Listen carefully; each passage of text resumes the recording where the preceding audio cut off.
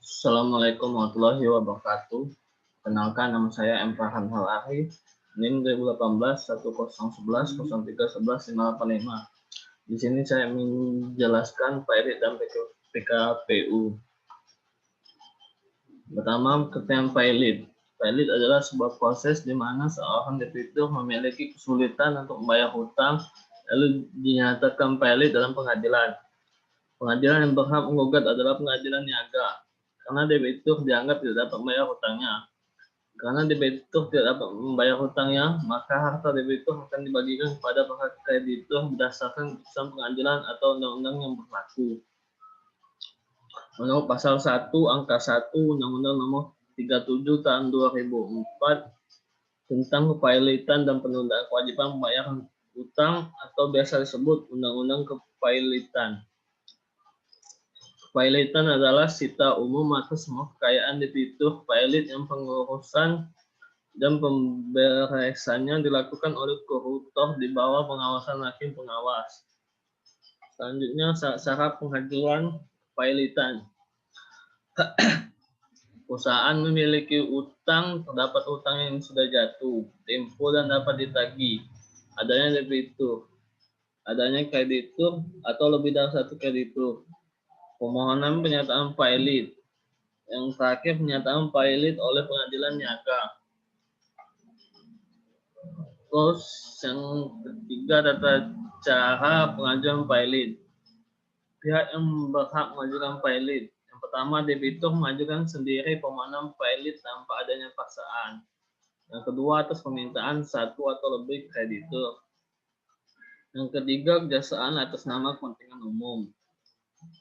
Yang keempat, Bank Indonesia yang dalam hal debitur ditentukan merupakan lembaga bank. Yang kelima, Badan Pengawas Pasar Modal dalam hal debitur merupakan perusahaan efek. Selanjutnya, langkah-langkah mengajukan pailit. Yang pertama, permohonan pailit saatnya telah diatur dalam Undang-Undang Nomor 4 Tahun 1998. Keputusan yang kedua, keputusan pailit memiliki kekuatan tetap dan tidak bisa diganggu gugat. Jangka waktu permohonan pailit hingga putusan pailit dibutuhkan memiliki kekuatan tetap juga selama 90 hari. Yang ketiga, rapat verifikasi atau rapat pendaftaran dari utang piutang. Dalam rapat ini akan dilakukan pendataan jumlah nominal utang dan piutang yang dimiliki debitur. Verifikasi utang ini penting untuk dilakukan karena akan ditentukan urutan pertimbangan hak untuk kreditur. Yang keempat, perdamaian. Proses ini selalu diusahakan untuk diagendakan. Jika proses perdamaian berhasil, maka proses kepailitan tidak akan dilanjutkan atau berakhir. Namun jika prosesnya tidak berjalan, akan dilanjut ke tahap berikutnya. Yang kelima, homologasi atau proses permintaan pengesahan yang dilakukan oleh pengadilan niaga. Hal ini dilakukan jika proses perdamaian diterima. Yang keenam, insolvensi. Keadaan di mana debitur dinyatakan benar-benar tidak bisa melunasi hutang-hutangnya karena jumlah harta yang dimiliki debitur lebih sedikit pada jumlah hutangnya. Yang ketujuh, pemberesan atau likuidasi.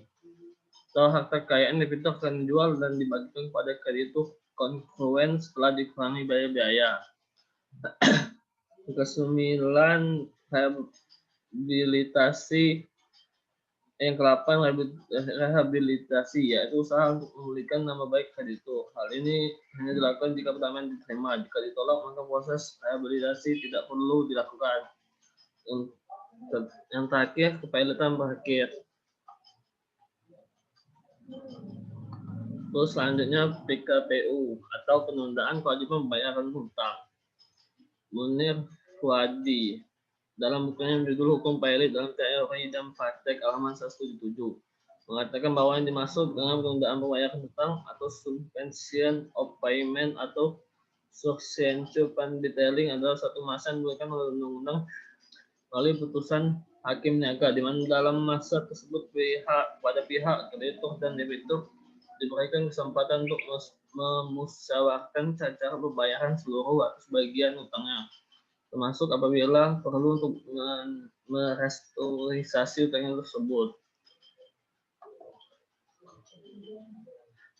Selanjutnya tabel perbandingan.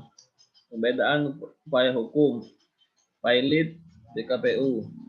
Pilot terhadap usaha atau permohonan pernyataan pilot dapat diajukan kasasi ke Mahkamah Agung pasal 11 ayat 1 Undang-Undang Kepilotan. Terus selain itu terhadap putusan permohonan pernyataan pilot yang telah memperoleh ketentuan hukum tetap. Selanjutnya dapat diajukan peninjauan kembali ke Mahkamah Agung pasal 14 Undang-Undang Kepilotan. Putusan PKPU terhadap putusan PKPU tidak dapat diajukan upaya hukum apapun pasal 235 ayat 1 Undang-Undang Kepilotan.